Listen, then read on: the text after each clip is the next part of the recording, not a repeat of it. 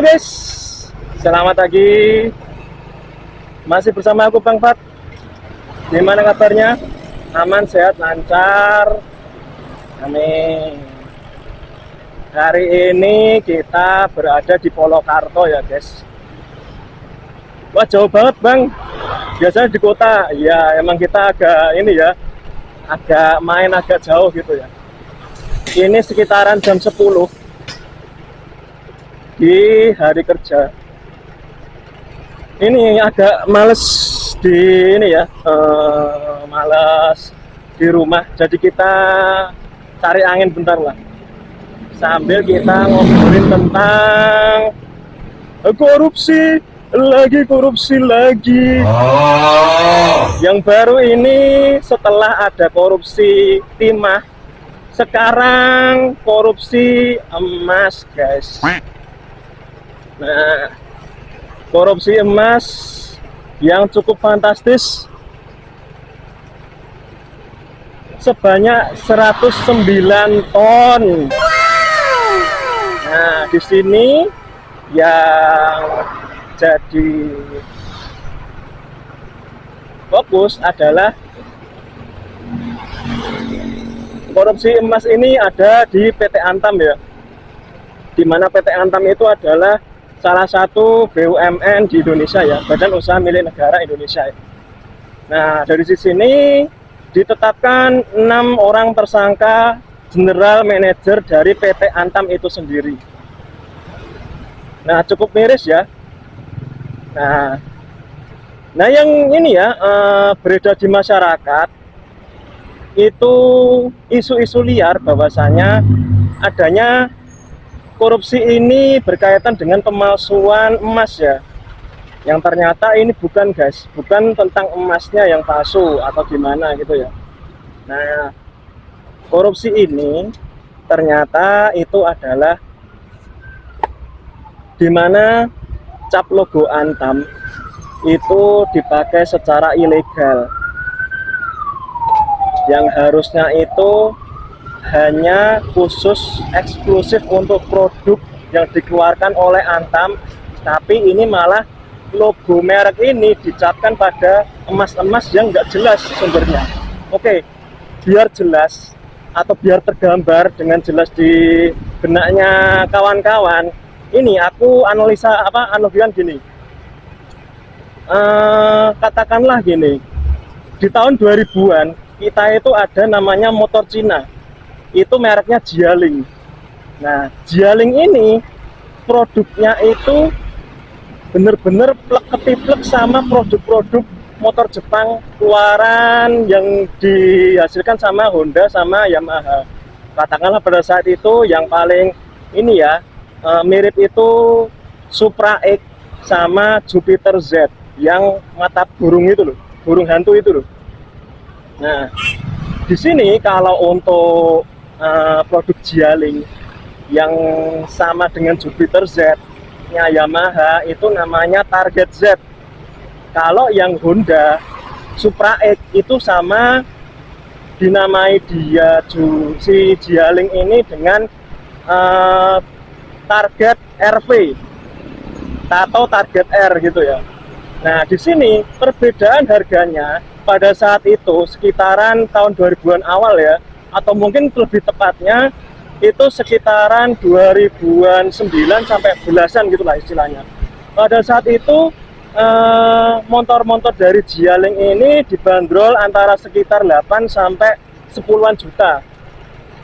Nah, sementara kalau dari sisi ini ya, Honda dan Yamaha itu sudah di angka belasan ke atas, mungkin bisa dari ini ya, 11 sampai 15 atau mungkin 18 jutaan.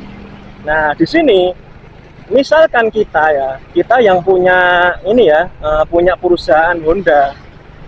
Nah, itu kita jual ke konsumen berupa Jialing RV atau Jialing Target tadi ke konsumen dengan cap.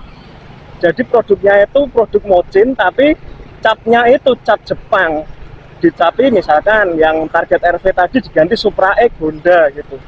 Nah, di sini otomatis adalah yang rugi, yang tadinya ini ya harganya 8 jutaan bisa sampai 11 juta. Nah, di sini yang dirugikan adalah siapa? Yang pertama adalah konsumen. Karena kan kita sebenarnya kan membeli adalah membeli ini ya suatu merek karena kualitasnya. Dimana kalau misalkan kualitas pada saat itu Jialing kan kita juga nggak tahu karena motor Cina ya.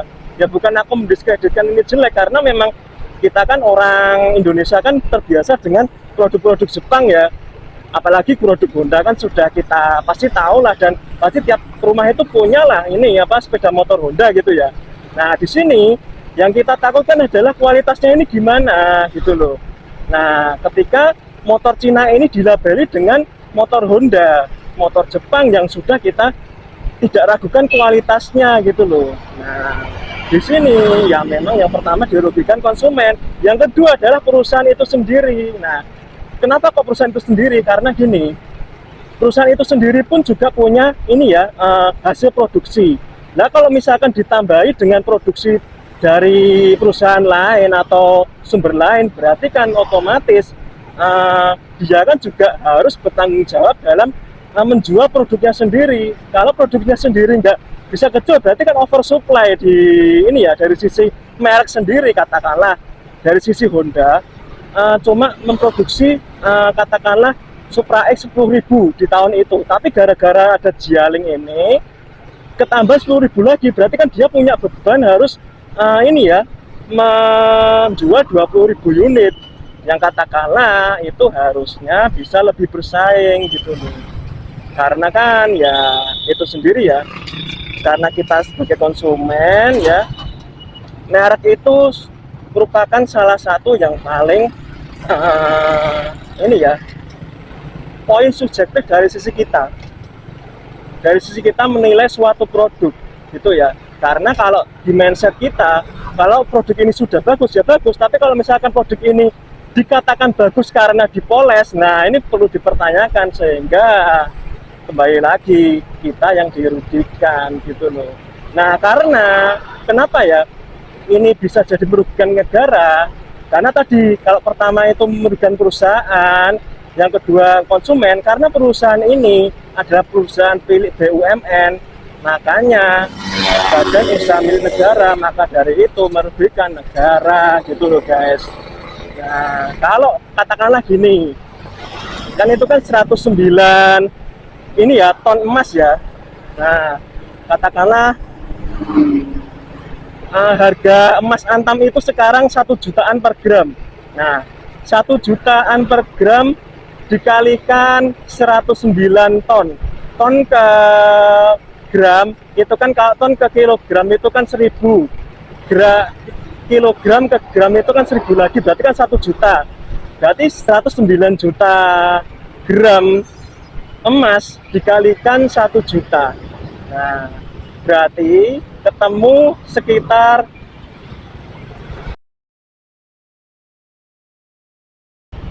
ya, sehingga ya ini ya ini intinya Indonesia itu sangat-sangat dirugikan dengan adanya kasus ini ya guys.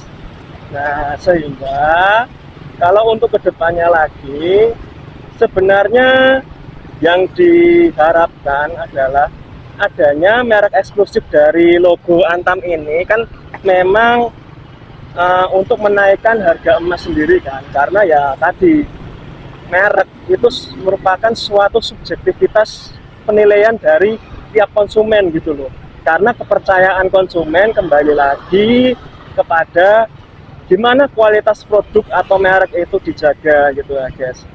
Ya semoga ini ya kedepannya itu tidak terjadi lagi hal seperti ini ya.